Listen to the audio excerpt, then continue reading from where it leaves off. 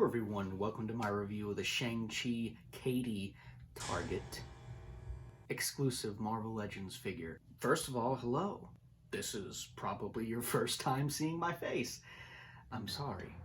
But I wanted to try a new format with my videos, starting off with me maybe greeting you all in the very beginning because, hey, I want to greet each and every one of you with a, "Hi, how are you doing today?" At any point, please leave a comment down below and give me some critiques on maybe how I can be better at reviewing or what you thought of the figure, all that fun stuff.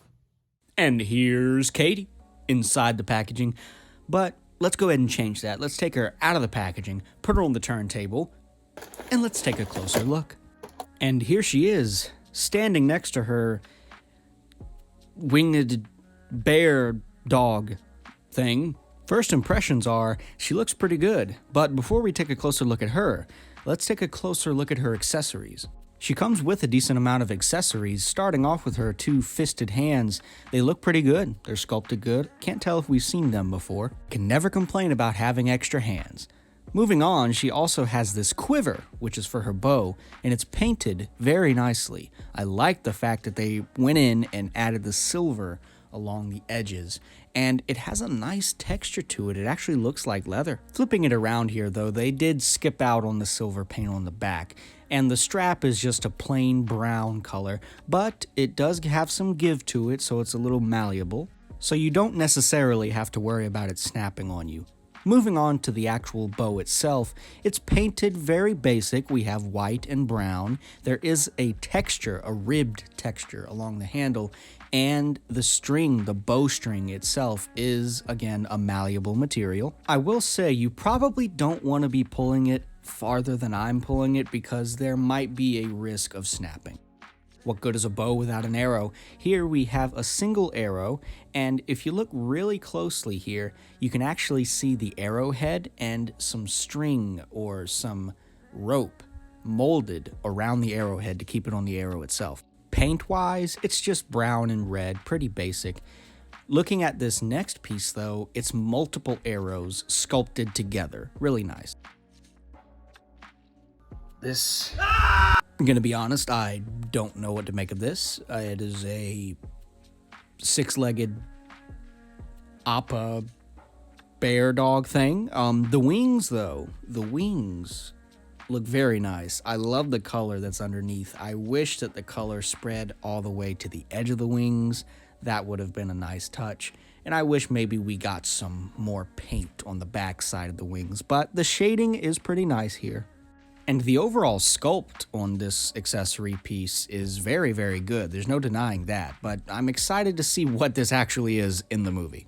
Taking a closer look at Katy herself, the likeness to Awkwafina is very, very good. This entire wave's face scans are some of the best that Hasbro has done to date. And what I found very interesting was while I was at Target, every single one of the figures they had of Katy, they all looked good.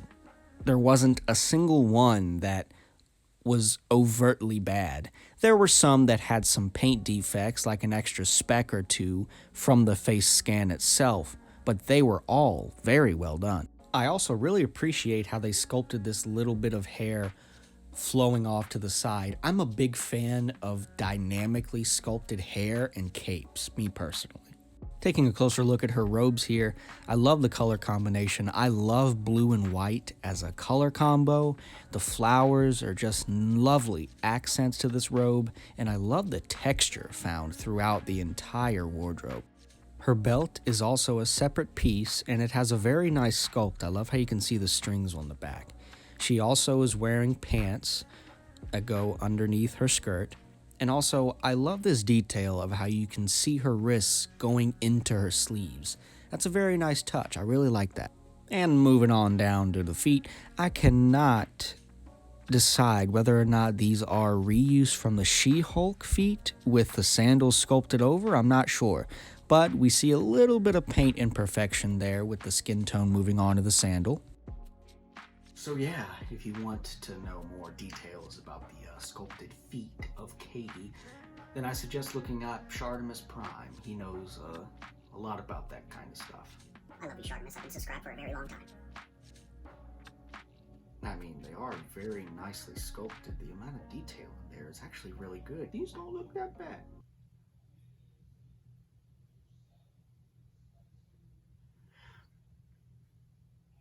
So yeah, anyways. The overall paint and sculpt of the figure is very well done. I do have a gripe though. Going down to the ankles, the way that the foot is attached to the ankle, it looks a little unsightly on both ankles. Now, with all of the details out of the way, let's go ahead and take a closer look at how she can move in the articulation section.